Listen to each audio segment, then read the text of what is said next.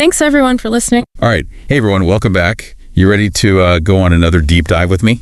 Let's do it. Always ready to explore. Okay, great.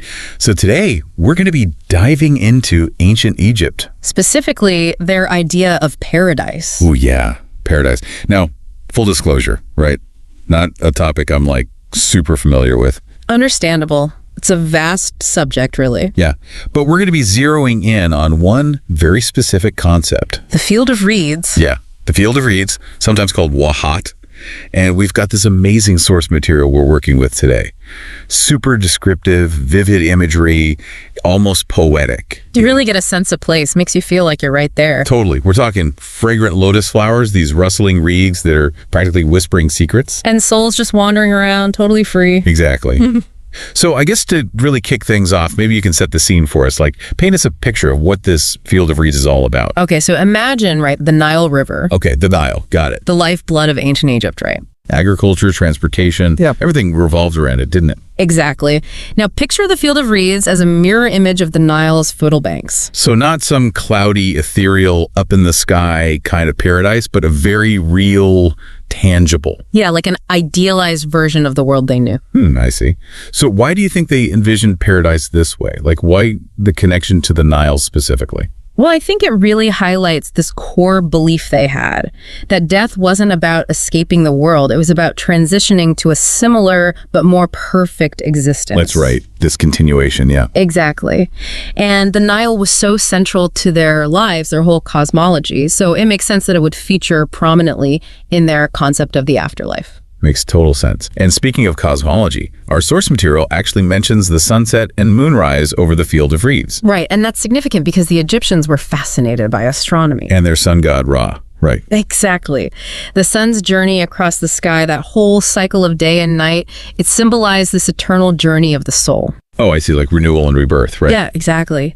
And the field of reeds being bathed in that celestial light, well, it further emphasizes that connection. It makes you think about the way they viewed the afterlife, doesn't it? Yeah. It wasn't just a static endpoint, but a dynamic, ever-evolving journey. Exactly. And the sensory descriptions in our text really drive that point home. It's true. They could have just said, it's beautiful or it's peaceful, right? But they don't. They go into detail about the scent of lotus flowers, the warmth of the sun, the sound of reeds rustling in the breeze. It's true. It's almost like they wanted to create this multi-sensory experience for the souls in the afterlife, right? Absolutely. It speaks volumes about how they viewed the afterlife. It wasn't this gloomy, shadowy void. It was vibrant, full of life, and most importantly, it was for experiencing. Speaking of experience, there's this one line in the text that I keep coming back to. It describes the reeds as guardians of wisdom, whispering tales of the past. Oh, yeah, that's a powerful image, isn't it? It is. And it made me think, what kind of wisdom are we talking about here? What were these reeds whispering about? Well, I think we need to consider the role of reeds in ancient Egyptian culture, specifically papyrus. Right. They used it for writing, didn't they? Exactly. Papyrus was their paper. It held their stories, their knowledge, their history. So the reeds whispering, it's almost like a metaphor for passing down knowledge, right? Yeah. Even in the afterlife, there was this emphasis on learning, reflection, continuing to grow. But the text also mentions the soul being unshackled by the chains of mortality. What do you think that means in this context? Well, it ties into this idea of burdens dissolving in the field of reeds. Burdens? What kind of burdens? I think it's multifaceted. There's the physical burdens, obviously. Yeah. But also emotional, spiritual. Ah, I see. Shedding the weight of your earthly worries. Exactly.